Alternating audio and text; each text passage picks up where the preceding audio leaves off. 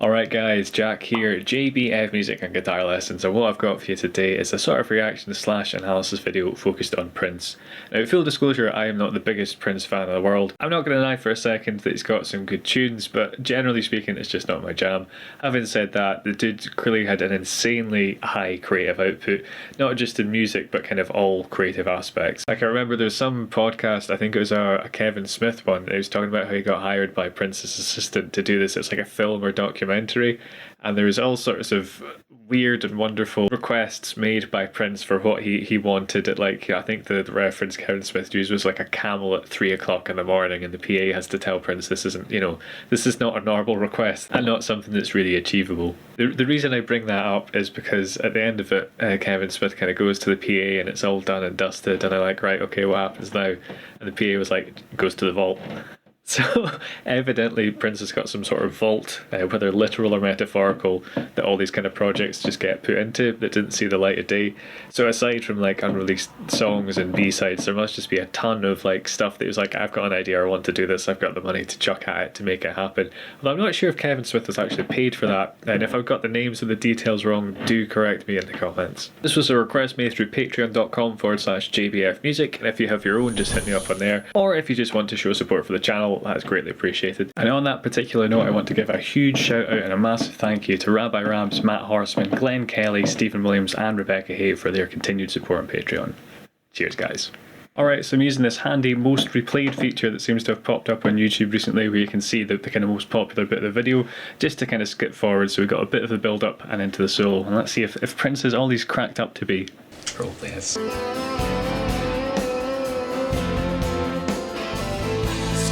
Right, so a side note, I'm probably going to pause a bit in this video, so if that's not your jam, sorry, this might not be for you. This song's in A minor, I just kind of know that from knowing it. That bend the guitarist was doing there, I'm just going to double check this is right, but I think it is. Right, so if you recognise that kind of sound, this kind of feeling. In terms of music theory, we're in a minor key, he's bending the second up to the flat third and back down. So when it goes up, that's the flat third, the booty, back down, that's the second. And while this might sound like nonsense, all music theory is putting a name to a sound. So if that's a sound you recognise, you now kind of know what it is. The reason I mention this is because I got that in my ear, that sound, from an Andy Timmons song. I cannot remember which one it was, but as soon as I managed to get that sound in my ear, it was something I could use in my own playing. And when I heard another song, I was like, oh, that sounds really cool, since it got so much vibe, I can hear immediately that that's what's going on.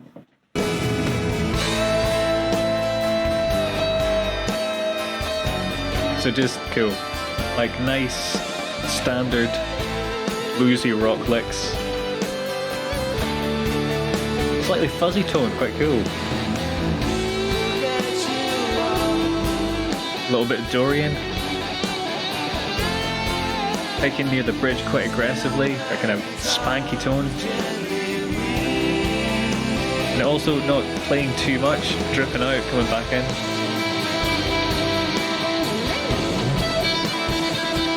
Using the open E string as a pedal, cool. This big kind of singing bends. Really nice vibrato. So the vibrato there, you can see it as a close-up, right? Where it's kind of, the notes vibrating, right? That's probably a...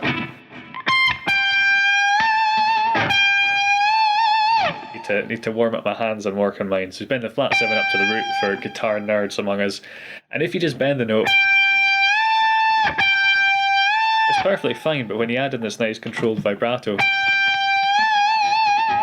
it makes the note like sing a bit more, makes it sound a bit more vocal.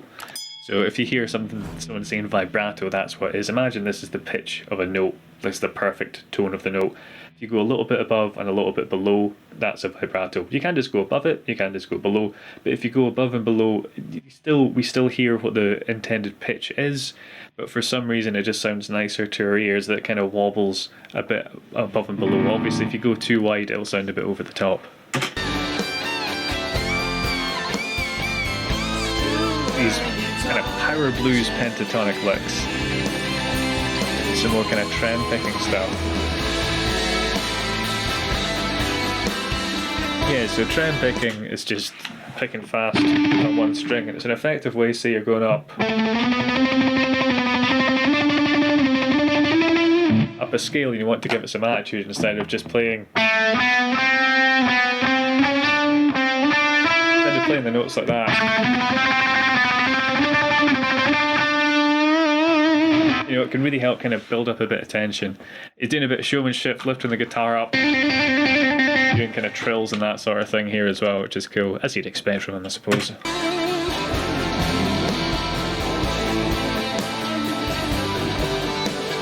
And keeping it kind of loose, not playing too cleanly, keeping it a bit dirty. More of the open string thing. Okay, so break down what he's doing there. E is in the key of A minor, so it means you can play the open E string. What he's doing is picking notes from the same key. What is it?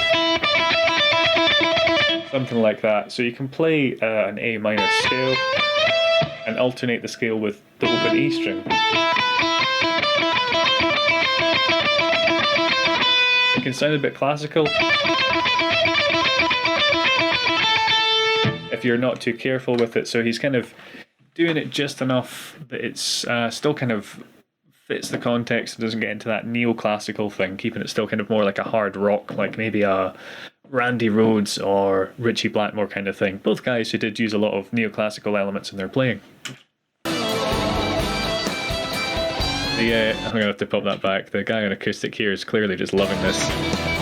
Where is he? This dude here. Yeah! Probably had to pre-organise with the security guy to catch him there. Fun day for the sound man mixing all these guitars. There's also a really cheeky look here, so I think Prince is about to do something special, so I'm going to shut up for a minute.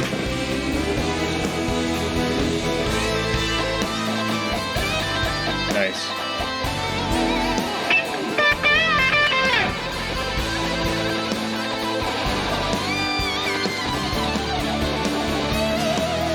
Ooh.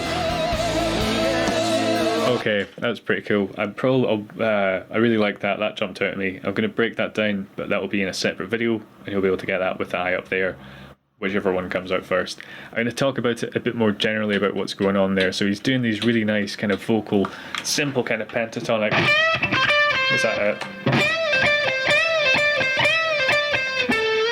Just a repeating fragment that we can latch onto and recognise. And then, yeah. It sounds like there might be some sort of slight wah or kind of a uni-vibe put on as well, or some sort of... there's an effect Mark Friedman uses that I think is called a maxim... max-on something. It might be like auto-wah or filter. And it creates this really subtle kind of EQ shift over the top. They're very vocal again. And then here what he's doing...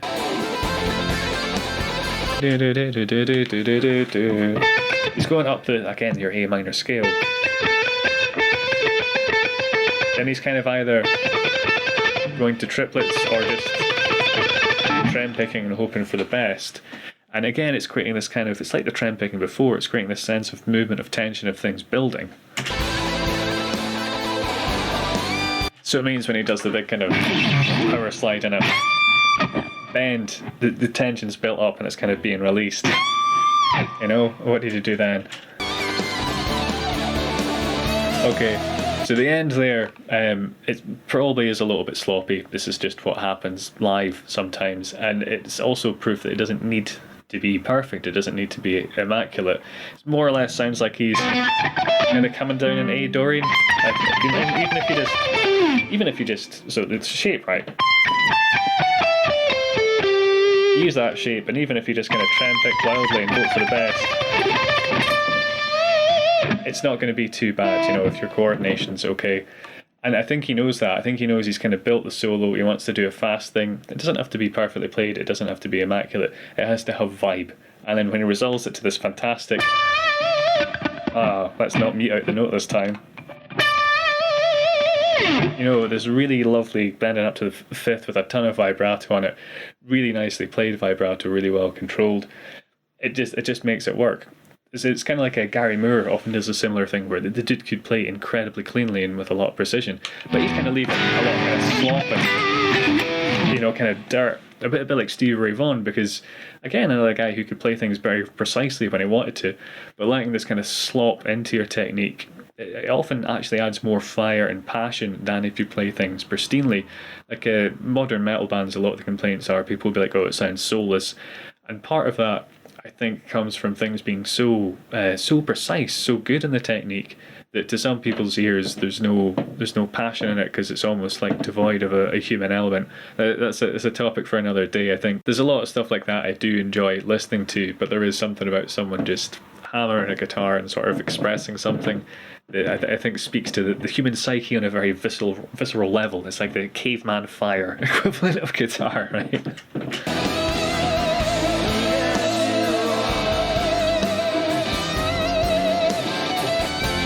Again, here, instead of keeping the vibrato pristine, he's letting it get a bit wobbly. It could just be his hands are fatigued because it's difficult to keep it.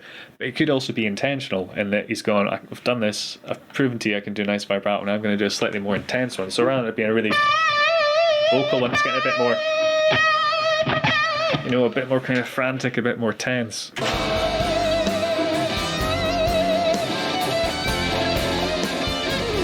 And like there, you can hear that wasn't a perfectly played line. It just works.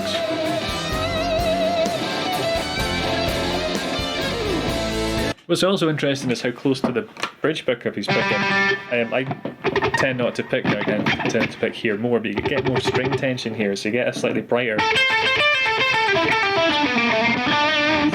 sound. So again, if you want that kind of real kind of aggressive sound, picking over there where the strings are kind of more tense and digging in is going to get you that. I'm going to do more fills because I think his solo's probably climaxed. Is he doing octaves? Or is he just playing a single note? I can't work out what he's doing here. This is interesting. It looks like he's playing more than one note, but he might just be muting. Let's find out. Just playing single notes, but using these fingers to mute out the strings. Again, this is this kind of dirty playing that I was talking about. So it looks like these fingers are doing something, but my ears are telling me his thumb's coming over to mute these strings. These fingers are muting these ones. So instead of just picking the note very politely, you can strum across all the strings. These hands are muting them out. You can hear if I just play it kind of softly, one string by itself, or even if I dig in, it doesn't have the same attack.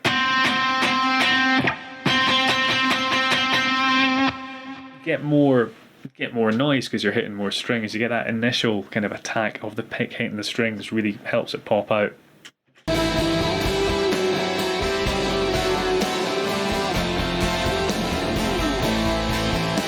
Lots of these nice kind of slides and kind of showmanship with the other hand. Very flamboyant. Ooh, just going to the chords here, doubling that up.